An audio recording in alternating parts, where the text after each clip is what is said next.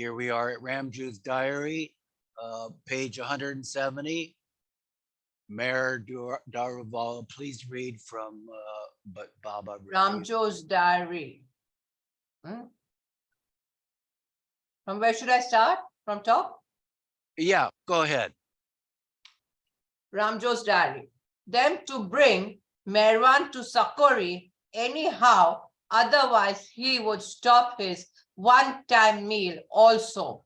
But Baba refused to accompany them and proved too much for all their arguments and indocuments.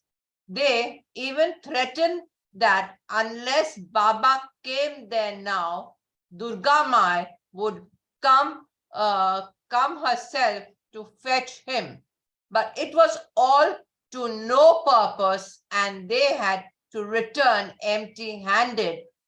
Really, it is a great enigma to witness this invisible tug of war between Baba and Maharaj. The secrets between the lover and the beloved are even beyond the knowledge of Kiram Moon and Kehim, meaning the two angels of the right and left shoulders of a person, and believed by the Muslims to be registers of all good and bad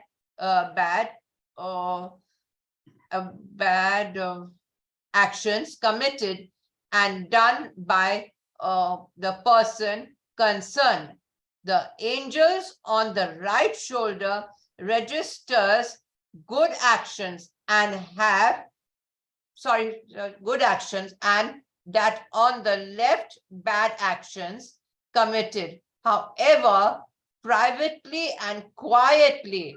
But the poet says that even these Kiruman and Kehin have no essence. The secrets of realizations between the lover and the beloved. The Gala Day, March 9, 1923. Wait, there was a major mistake in the reading. Can you read the last sentence again? Thank you. That's okay, Elizabeth, please. Okay. It's not that big a deal, you know. March 9th, 1923, the Gala Day. It was another gala day today. Oh, 1 minute, please. Today. The beautifully decorated tent, the scores of the gaily dressed guests, the humdrum of the cooks belonging to the contractor, with whom it has been arranged to cater for the day. All bespoke the happy occasion of Rustam's betrothal. However, a slight breeze occurred in the morning over the much discussed sleeping habit of Doctor. It seems last night, just at midnight, Doctor was called upstairs after being roused up from sound sleep and was asked by Baba whether he liked to sleep or keep awake besides him. Doctor replied he preferred to sleep, and he was sent away. While Baba got displeased this morning, the matter was stretched to the point of Doctor again being asked to go away, yet the excitement came to an end. However, it was more than made up through the following incident, which sent the whole manzil ringing with peals of laughter, which kept on echoing and re-echoing from every nook and corner for a long time. Even the gravest features and faces amongst the guests could be marked suppressing a smile. It happened thus. A silly sip. About 200 covers were laid under the capricious tent for dinner, and when all sat for the meal, it savored of a great feast. The tasty food consisting of so many dishes was tastefully and satisfactorily served by the contractor to the guests. Besides, the display of varied eatables spread before all, small, even cut bar of soap was also kept near each person in a nice little plate, just nearing the completion of the meal. And Abraham, who Oh, you was, missed a line. I thought so, washing Yeah. before anyone could use the soap for hand washing. Abraham, Oh, hold your horses, Mayor, please. I can't say the words from. Just meaning of competition of the meal and before anyone could use the soap for hand washing. Abdurrahman, who was all along talking very glibly, picked up the whole piece and to the horror of all, just put it in his mouth. The sudden outburst of laughter, however, made him aware of the funny mistake he had made, and with the post haste, he let down the piece from his mouth and tried to sit with a well composed face.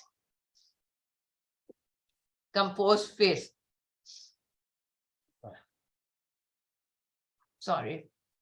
But like electricity, the news of passed from the mouth to mouth, and for the time being, Mr. Abdurrahman became one of the wonders of the world, because by the time all finished washing their hands and got up from the meal, almost every pair of wicked eyes were turned upon the poor fellow.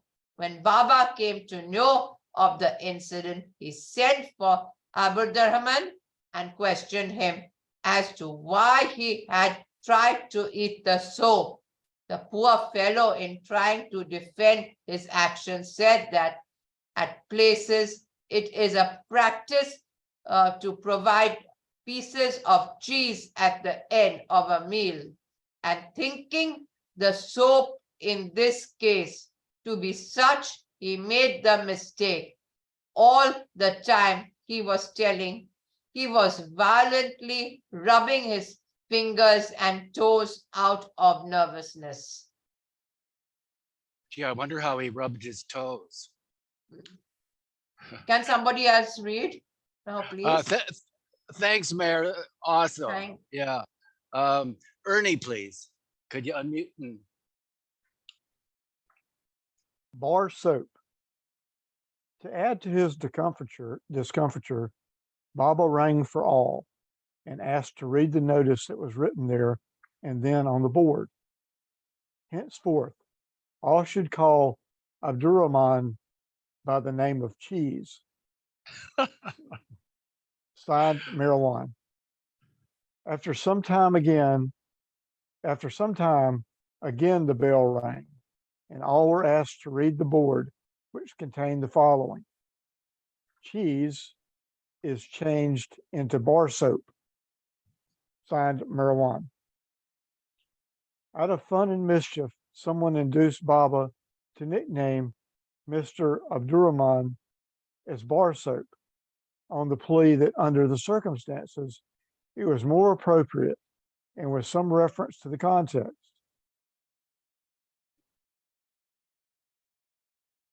Thus, another nickname, that of bar soap, has been added today to the already peculiar names of Slamsan, Asma, and Aga Badul, under which three of the Mandalay have begun to be known and recognized.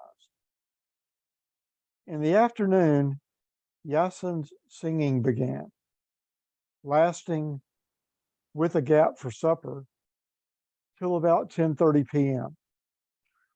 It was very interesting and entertaining throughout. After this, the happy occasion came to a successful termination, and all retired for the night. March 10th, 1923. How to bring round. There was again a storm while Baba was discussing with Khan Sahib about Rustam and Adi. Baba seemed to be very angry, but after all, the matter was wound up to such a pitch that somehow the old man was brought round, and the question of Rustam's and Adi's stay in the Manzil was decided just as Baba wished. March 11th, 1923. According to the following notice, the game, which had been stopped for some time, again began to be played freely, and ping pong was the order of the day. Even Baba played many games on the table with Doctor. The notice: ping pong as usual. All should receive, count, and give clothes to the washerman by midday tomorrow. Signed, Mirwan. All the ladies, including Seren Mai and Davla Masi, having left by this time, Baba went upstairs and occupied his usual room there. March 12th, 1923.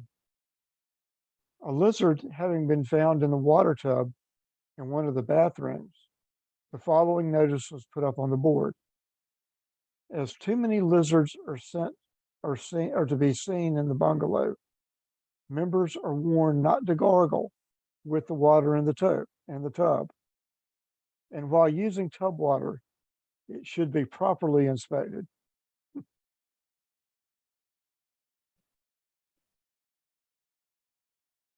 Utensils containing food, milk, etc., should be kept covered by persons concerned. Signed, Mirwan.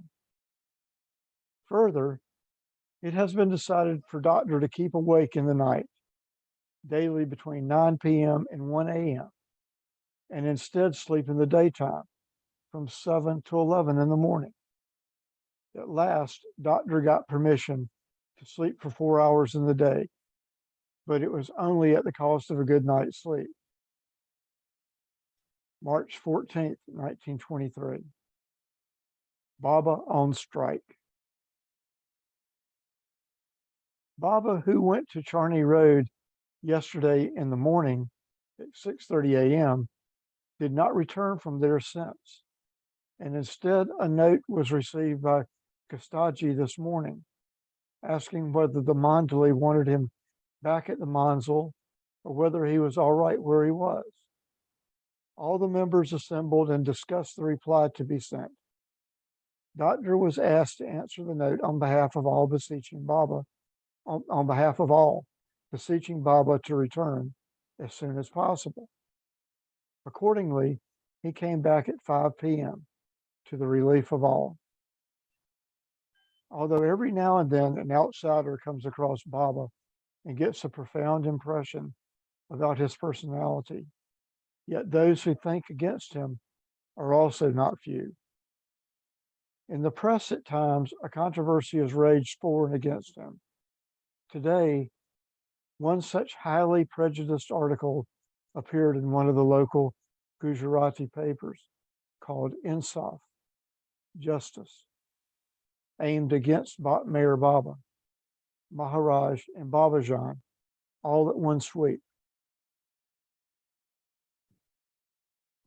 March 19th, 1923, a treat. Baba and the Parsi Arani Mandalay, with a few exceptions from among the Hindu Muslim party, went to see the comic drama Deep Waters. The remarkable point about this excursion was that all were allowed to see the drama to the end. It seldom happens when one goes with Baba. On more than one occasion in the past, Baba suddenly left the theater when the play was hardly half finished, and in each case, naturally, the Mandalay had also to follow out after him. But as already said, today we went through the drama to the end, which was very amusing, especially the acting of Mr. Hasu Patapacha was very lifelike and extremely humorous. A distinguished visitor. When I came back from the mill this evening, I came to know Khwaja Hassan Nasami had been to the Manzil just a while ago to see Baba. As per his recent system, of course, Baba could not see him. However, Gustaji and Aji were sent to see him in the car outside the compound, along with some others. And when the visitor was explained the situation as to why Baba could not be seen, but an appointment was made with him for some of the Mandalot to go to see him the following day. Baba asked Kak, Rustam, and myself to go and see Nasami tomorrow in the afternoon. The ideal master. As per the appointment, we three went to the Rahim Tula Sea View at Chowpatty, where Khwaja was putting up since coming to Bombay at about 4 p.m. We were cordially greeted and made to sit near him. Khwaja asked Kak about Asar and was informed that the latter had severed his connection with Baba and the Mandalay. Then Kak introduced himself and Rustam as two of Baba's followers.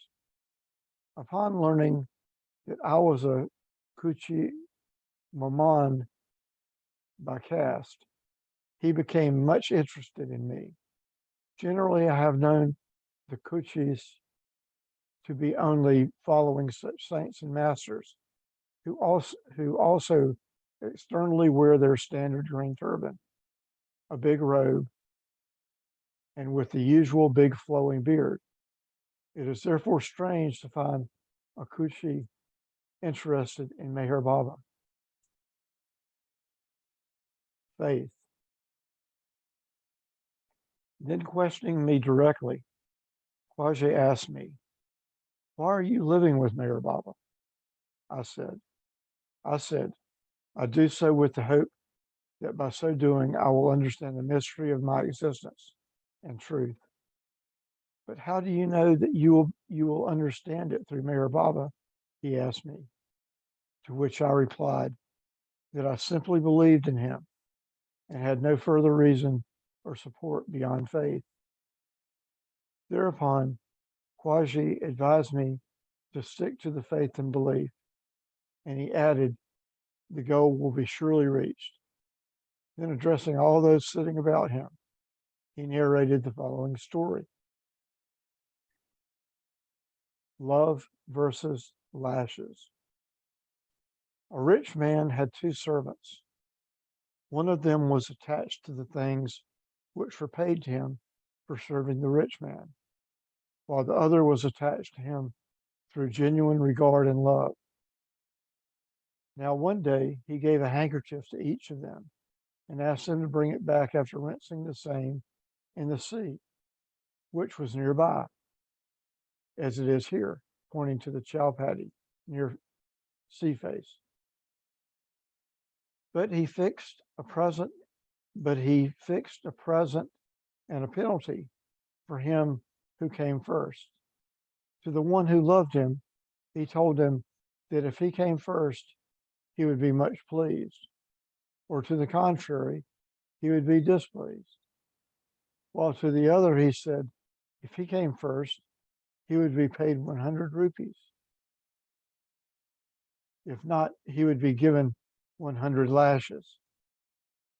And he let them off in the race at the same time and from equal distance.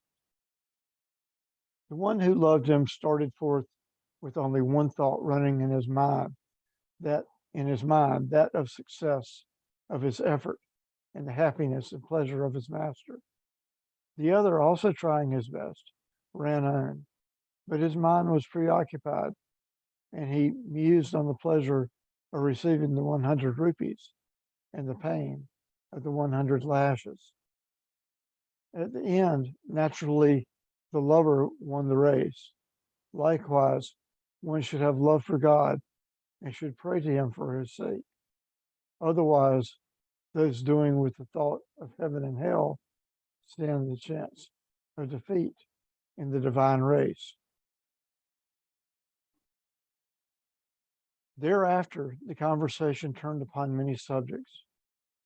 Referring to Baba's refusal to see him, he said he doesn't mind in the least, and then narrated a circumstance under which he had put himself behind the curtain for a certain period, when even his family were not allowed to see him. Khwaja asked Rustam, who was that short man with the brown mustache that had come to see him? Nasami, yesterday at the motor car, and added that he looked very promising. We informed him it was Gustaji, the chief member of Baba's circle. After some more conversation, we took leave of Khwaja and came back to Baba. We related our experience in detail. Thanks, Ern. Anne Elizabeth, could you unmute and continue? Sure. March 24th, 1923, uncomfortable reception. Doctor, who had been home for the last 6 days, returned this evening about 7:30. But before being let in, he was made to stand on one leg on the narrow fountain wall in the front compound, after he was made to take away all his clothes except the underwear. Besides, instructions were given to prepare to give a bath to Doctor before he was let in. Thereupon, he began appealing loudly to Baba, who was all the while standing on the veranda, to be spared the ordeal of a cold bath in the open air. Finally, Doctor was let in without the bath, but not before all had a hearty laugh at his expense. A Tempest, March 25th, 1923. Baba got very much excited and angry for some unknown reason this morning, so much so that he wanted to go away. Of course, all thereupon declared that in that case, they will follow him. But this time, Baba seemed to be exceptionally excited. For some time, he slept in the back compound, while again, for a long time, he stood in the blazing hot sun of March. Someone was asked to bring a Victoria. 3 other Victorias were brought by 3 different members. They kept going round amidst the public traffic. But a terrible silence reigned over the manzil and its occupants. Even the twig of a tree or the tick of a watch being clearly heard in the tense atmosphere. After walking for a little while, Baba climbed the compound. Sorry, it was moving. Climbed the compound wall and slept there under the hot sun. By this time, so many people had come out of their houses to witness the strange sight. To the great relief of all, Baba once again came back into the bungalow and very nearly became his old self again. In the evening, Doctor was once again taken to task and offered 2 proposals, either to go for 2 months or to remain for the same period in the bungalow boycotted and neglected by Baba. He didn't like both of them and would not give his definite answer. So Baba declared for him and told him, "You remain here, and with the exception of the 7 and 28 orders, there are no orders for you from me. You are not to keep any sort of connection with me of talking or writing, etc., while you are at liberty to do as you like. You may sleep for 12 hours at a stretch. I have no objection. Ramjoo left the Manzil on March 31st, 1923. The following description of the closing of the Manzil is given as a short narrative from rough notes he collected. Excuse me, can I just ask, does anybody know what a Victoria is? It's a type of carriage. Oh, okay. Sorry, Elizabeth. No, I was wondering the same thing, but I dared not ask. All right. By the end of, I thought it was a record player, but it must be like Victrola. Yeah. I thought it must be a taxi of some sort. Or anyway, by the end of March, the following notes appeared on board and caused quite a flutter among the Manzil residents. I am preparing to send most of the company to their respective homes in the very beginning of April, as I have to march off to Nagar in the next month with the remaining few. S.D. Merwan. Probably means signed, Elizabeth. Oh, yeah, you're right. Signed. I was trying to figure out what is that. Okay. Hardly anyone had even an idea about the stay coming to a close so soon. At least none expected a fresh move before the month of June, but sudden changes in programs and movements were not quite rare occurrences. And after a few hours of excitement, the Mandali became serious about the question. Negotiations with the bungalow landlord were immediately set on foot to vacate the same, but at the same time, to retain the outbuildings on reasonable terms to be continued as office of the Circle and Company, and finishing up the remaining bookwork by those of the members who would remain in Bombay for the same. The same night, Baba called the Manjali at the back compound and informed them that the Manzil stay was at an end for good. Shortly, he would be going to Ahmednagar, where, after Rustam's marriage, he thinks of settling down at a village called Arangaon. But hereafter, the mode of living will be very difficult and strict. Besides the usual restrictions, all will have to do actual labor work and undergo various physical hardships. Hence, all were asked to think well upon the subject during the vacation at home and come to a firm determination for the future before joining him again. By the actual end of the month, the exodus of members sent on long vacation was in full swing. Only the following of the special and general orders, respectively, were left standing for those who went home. 1, 2, 3, 4, and 7 dash 1, 9, 13, 14, 18, 19, and 25. In the first week of April, the Manzil had almost changed back into its original state after the partitions, etc., had been removed therefrom. Only a very few members remained with Baba, for whom the only work to do was to pack up and dispose away the surplus things, as well as arranging the office, quite independent of the premises. Goodbye. By the 19th April, 1923, all the arrangements were completed in full detail for leaving the Manzil, save the disposal of the flour mill. But in spite of that, Baba had decided to leave for Nagar that night. Ramjoo's diary, Manzil. The main premises were duly handed over in charge of the owner. The heavy luggage dispatched to the station and all the book matter completely adjusted in the outbuilding, which was retained as an office.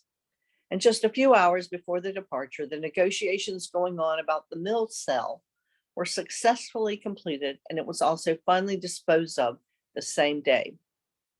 With the remaining few, Baba left Bombay the same night by the Rashur passenger towards the much talked of Arangaon, which had already begun to be referred to by most of the party as Heirengaun, place of hardship, in anticipation of the hot time expected there. Thanks, Elizabeth. Uh,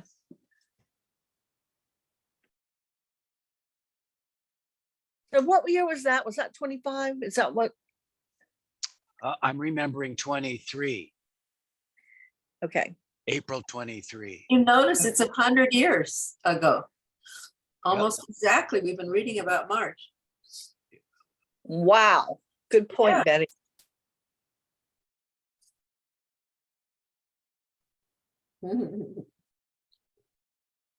Wow. Can you scroll back up? Yeah.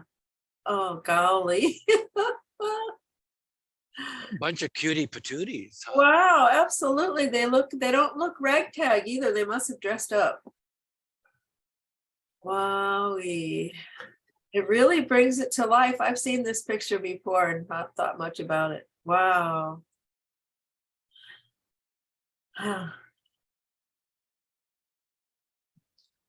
This is Keta, which is different, Mm, right?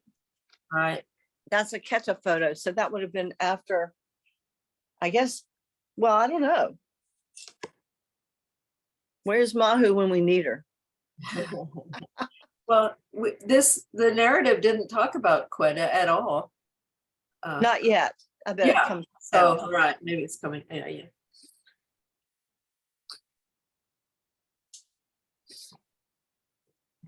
Oh, that's the end of Ramjoo's Diary Part 1. Let's see. Let's see if Part 2 has.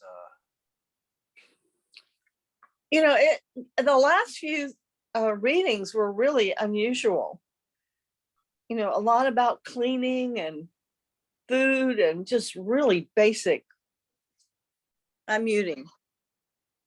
So Part 2 of Ramjoo's Diaries, Arrangown and Tours, April 1923 to January 1925.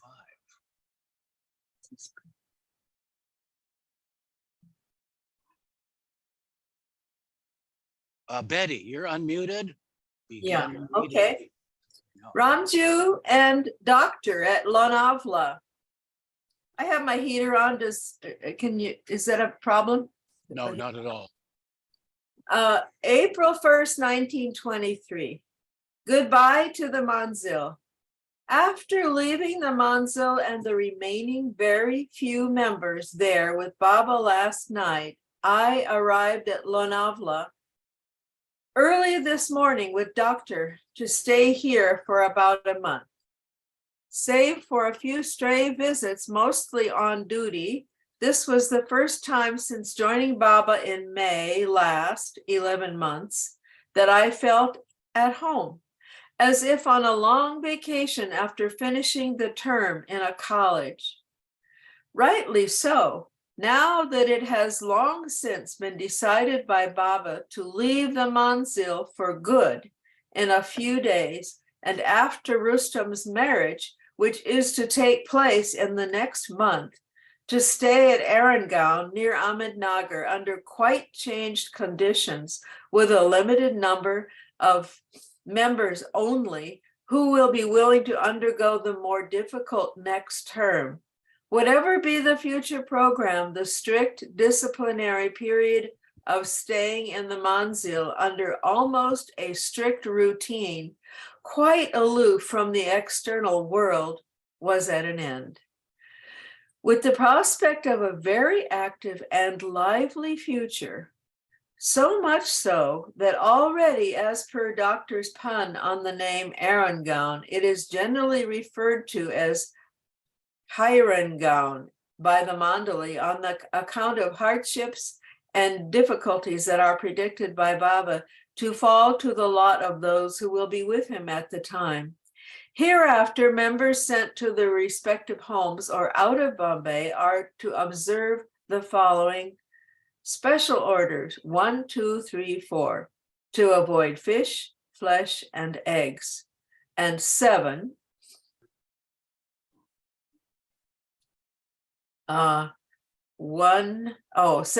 17? 7 and general orders. Yeah, and general orders, but 1-9, eating less than full satisfaction, prohibited. 13, 14, 18, 19, and 25. Does that mean fasting prohibited? I don't know. Sorry. April 5th, 1923, Shivapur Festival. Myself with doctor left Lonavala by the Madras Express for the Shivapur Festival, to which we had been invited by Munshi with Baba's consent. After joining the party at Pune, we reached Shivapur by a big motor lorry and put up in the tents pitched there for the purpose. The meeting together of one-time old friends since a very long time, especially that of myself and Doctor with Usman and Asar, presented an unusual and unexpected scene, considering the very wide gulf of difference of opinion between us and our quite opposite ideas regarding Baba. In spite of Munshi's presence encouraging tolerance between the two parties, the atmosphere was unmistakably foreign for such a gathering. As usual, good foods and music arrangements were made. April 6, 1923, changed outlook. Being Friday, we all had a nice cold bath under the natural spring water falls nearby and performed the prayers in the special canopy, which is put up for the purpose near the shrine. As usual, the huge canopy proved too small to hold the thousands of people who were there for prayers. This gaily clad crowd in and around the canopy, observing the prayers in the most dignified and orderly manner, presented the most imposing sight of this greatest festival near Pune. After that, we paid our respects at the court of Kamarali Shah Darvish, on whose anniversary the festival takes place, attracting thousands of people from Pune and the surrounding country. The festival affords a jolly good time every year for an annual enjoyment, and I simply used to look forward to this occasion in the past. But this time, the excellent singing and the general holiday surroundings did not quite make me feel real enjoyment in the situation, on account of change in the diet of real enjoyment brought about by Baba's company. Not that my tongue did not feel the taste of the food, or my ears did not relish the singing, as well as the general surrounding of enjoyment did not attract me. No, there was no end to the desires of the seldom satisfied mind, as usual. But the feeling of vacancy ever reminded the incompleteness of the show. After the prayers, people began to return to their respective places, and consequently, the throng in the bazaar was considerably thinned by the evening. Again, singing took place, but came to an end very early because of poor light arrangement. April 12, 1923, visit to Haji Malang Shah. According to his letter, I joined Kak with Doctor at Lonavala en route to Kalyan under Baba's instructions, as Baba and a few members were going to Haji Malang Shah's shrine the following day. We arrived at Kalyan at about 6:30 p.m., where Slamson met us, as he had come in advance to arrange for carriages, etc. There was news from Slamson about the preparations afoot for leaving the Manzil soon, such as clearing away the partitions, forming separate rooms, and turning back the bungalow as it was before, with huge halls and big bedrooms. Subject to the order of not eating anything outside, we had to satisfy ourselves with milk, etc. for supper, after which we rested at the station awaiting Baba's arrival, who came with the party from Bombay at midnight, when we all went to sleep. April 13, 1923, meals without water. We could hardly manage a good nap in the din of the station by 3 a.m. when we all got up and began to prepare to start for Haji Malang Shah's shrine, as per our vow, which Baba had made us take the last time we had returned back from only going halfway. See October 30, 1922. After half an hour, we started by the carriages, reaching the foot of the hill by dawn, where Baba waited in company of Sadashiv, while the rest were ordered to go to the shrine as fast as possible, and after paying respects and putting flowers, to return in the same way. We began to climb the hill as fast as our legs would carry, reaching the shrine in an hour or so. Perched on those majestic heights is the beautiful tomb of one of the greatest perfect masters in and around Bombay, to which we paid our respects and laid the pretty flower sheets on the grave that we had brought with us. After finishing the Muslim prayers, we started back, racing through the descent, taking a hurried glance at the towering point called Bala Hansar, the highest peak of the hill, which has a small tank and a few trees there. As per Baba's instructions, we joined him at the foot of the hill within 2.5 hours of our departure, at the cost of parched lips and a terribly acute thirst. Baba distributed the sweets, bread, etc. to the party, but prohibited us all from taking water, as he said the water available was not good. Hence, it made a novel meal without water, gulped down the dry throat with an effort. Soon after the meals, we took to the carriages to return to Kalyan. The rough surface of the road and the rickety carriages going under the blazing hot sun added fuel to the fire of thirst that was raging hot within. It was with the greatest sigh of relief that our carriage journey of 14 miles came to an end about 2 p.m. near the station. Baba took us all in the restaurant nearby and allowed us to take a soda or two for drink. On the pleasure of sipping that bubbling water, the first gulp proved like water poured on a red hot piece of iron. In addition to this, a good many watermelons were also distributed. But all this could only do partial justice to the great thirst, which in my case kept on till late in the evening. Baba and party left for Bombay by a local train, while myself and Doctor returned to Lonavala by the evening express. Thanks, thanks, Betty. And I'll take a turn now. April 20th, 1923. Baba left Bombay. Having come to know of Baba's passing Pune en route to Ahmednagar today, I had come to Pune the previous evening to manage the morning duty. And as soon as it was completed, I came to the station. Can you increase your volume, please? Sure. After half an hour, the train steamed in. All the Kasbah party, Baba's friends and relatives, flocked to the carriage containing the distinguished passenger party. Baba was profusely garlanded and tea was served to the mandali. An interesting hour passed in exchanging and discussing the topics of the day. The important event since our leaving the Monzil was the disposal of the mill, which, as a strange coincidence, was sold off a few hours before Baba and Mandali left Bombay last night. The compartment was full with luggage as everything had been removed from the Monzil, and the bungalow had been handed over in charge of the owner.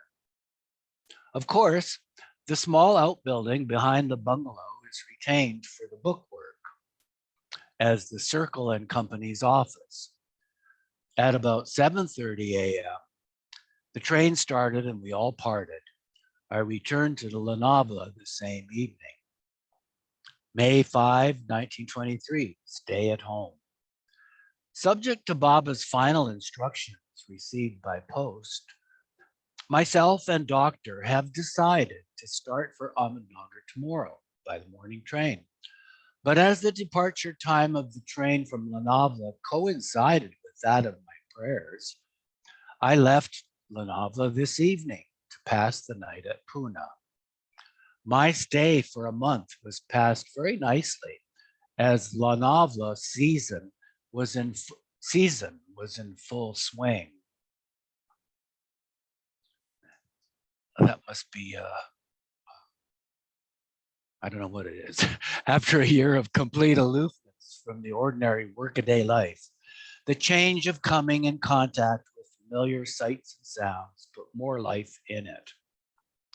Especially, the last few days were passed more interestedly in selling the Marathi edition of Sri Maharaj's life, which was just out.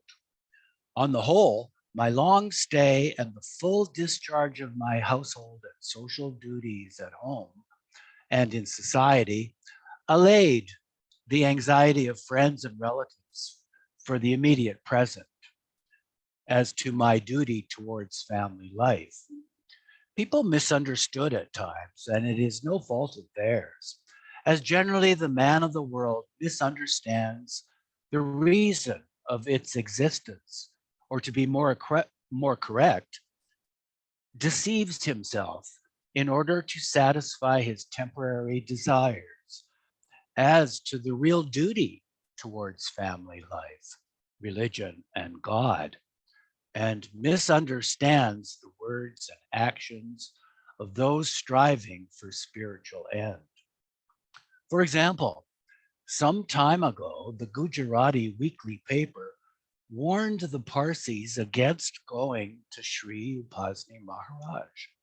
As far as I remember correctly, in the course of his remarks on this article, Baba said, to be rid of sanskaric bonds, parentheses, impressions which determine one's desires and actions in the present lifetime, close parentheses, and freed of the illusions of ignorance are the first essentials of true spiritual awakening.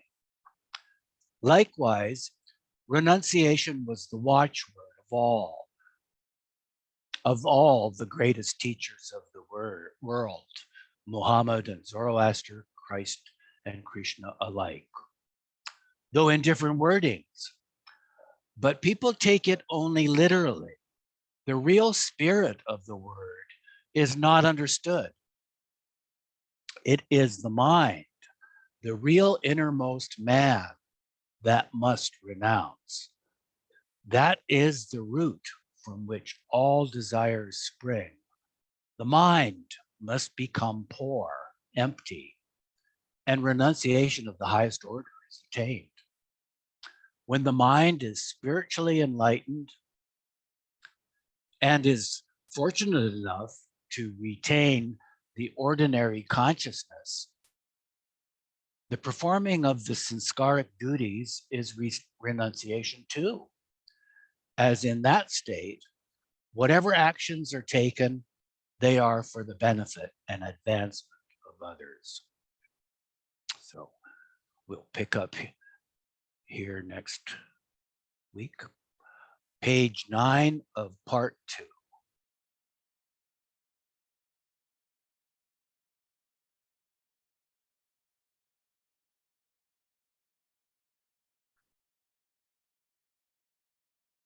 Thanks, Eugene.